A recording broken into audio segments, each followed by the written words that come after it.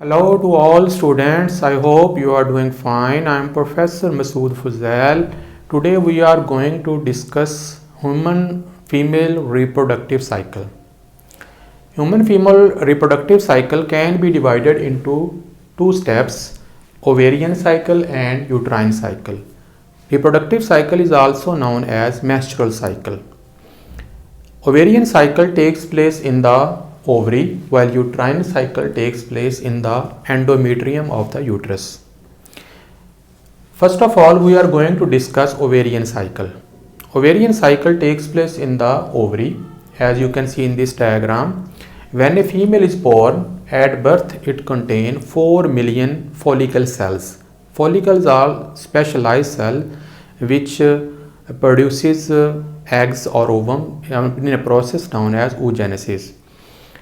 While at puberty, these follicle cells reduce to 300,000 to 400,000, and 400 follicle cells mature ever in the whole reproductive life of a human female. There is a rule that every single month only one egg matures and remaining follicle cells are destroyed. So first of all, under the stimulus of follicle stimulating hormone from pituitary gland, many follicle cells starts to develop into egg. These follicles are known as primary follicle cell. In the process, oogenesis takes place, and I have already delivered the lecture on oogenesis. You must watch it to understand the concept of oogenesis. In this process, a follicle cell starts to develop into an ovum. While only one follicle cell will start this journey, while remaining follicles will die and disintegrated in a process known as follicle atresia. After the oogenesis, this primary follicle cell changes into Graafian follicle cell, which contain a space filled by a fluid. This fluid will balloon out the secondary oocyte, which is formed inside the follicle cell. Under another hormone, luteinizing hormone LH, this follicle cell rupture and mature secondary oocyte, which is known as ovum, is released from the ovary.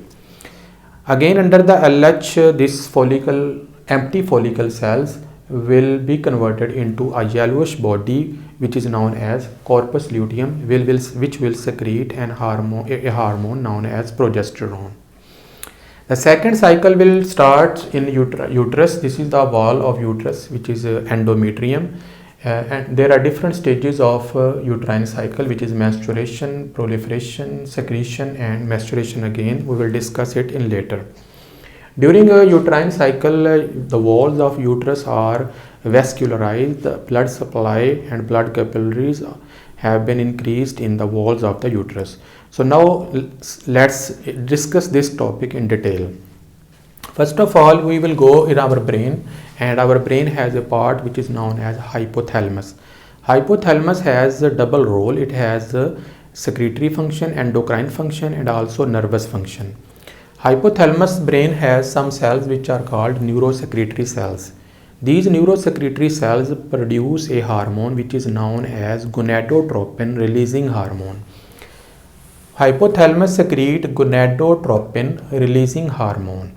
This gonadotropin releasing hormone come under towards the pituitary gland. The pituitary gland has two lobes. This is the pituitary gland located just beneath the brain, has two lobes, anterior lobe and posterior lobe.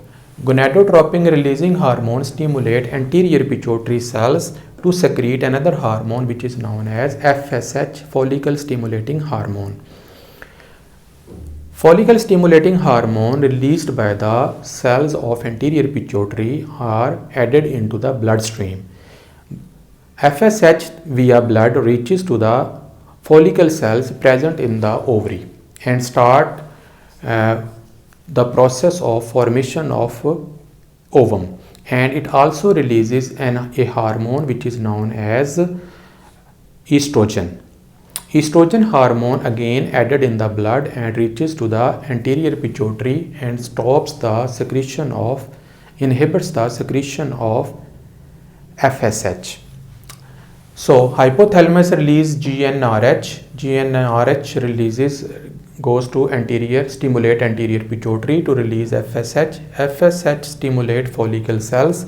Follicle cell under the stimulus of FSH produce estrogen hormone. Estrogen hormone go back towards anterior lobe and stop the secretion of follicle stimulating hormone, so that no further follicle can be stimulated, because only one follicle is just enough to produce a sperm, to produce an egg. Release of production these follicle cells under the influence of FSH start to producing a hormone which is known as estrogen. Estrogen hormone start the endometrium to develop, thicken, and also start the process of oogenesis in the body of the follicle cells.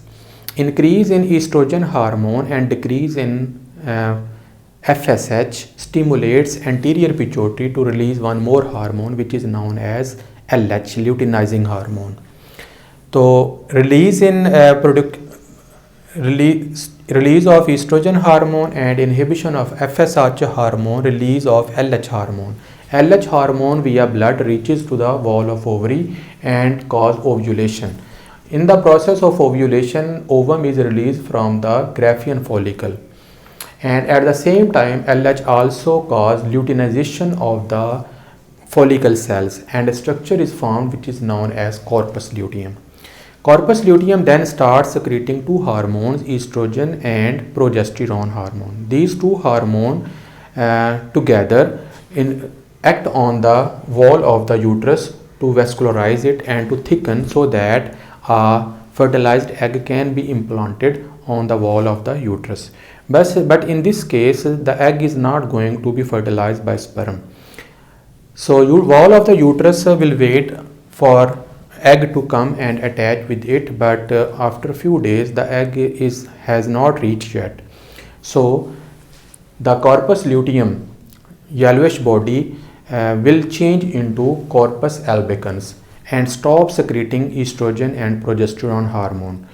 Due to the absence of estrogen and progesterone hormone, the wall of the uterus starts to break down, which start a process known as menstruation, which is flow of blood along with the debris of uterus tissue and blood capillaries. This whole process takes place about 1 to 5 days, and it is known as menstruation. In the uterine cycle, there are 3 steps. Number 1, the step is proliferative step. Proliferative steps will take place around 6 to 13 days of the uterus cycle. In this step, level of estrogen increases and endometrium thickens. After that, a secretory phase comes. During secretory phase takes place around 15 to 28 days of the uterine cycle, menstrual cycle. In this process, progesterone hormone increases and the walls reach to their maximum thickness due to the presence of or supply of the blood capillaries and blood. But if the fertilized egg has not reached yet, then this wall starts to break down and menstruation starts. During menstruation, blood flows and the debris and the blood tissue are removed from the body via vagina. The menstruation process takes about day 1 to 5, and this is because of the low levels of sex hormone estrogen and progesterone, and in this condition low blood flow takes place. If we come toward the scheme, formation of corpus luteum produces estrogen and progesterone hormone.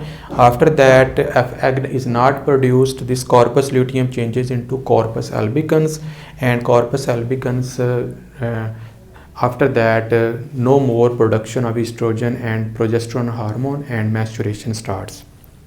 So in this way, a whole cycle is completed. This whole cycle is known as menstruation or menstrual cycle. After 45 years of age, these cycles stops completely in some women, and this condition is known as menopause. After that, female is not reproductive anymore. The reproductive cycle or menstrual cycle has been divided into 3 important phases. Number one phase is follicular phase, which starts about 1 to 5 days. In this stage, maturation takes place and follicle cells develop into ovum. The second phase is ovulation phase, which takes place between 6 to 14 days of a normal cycle.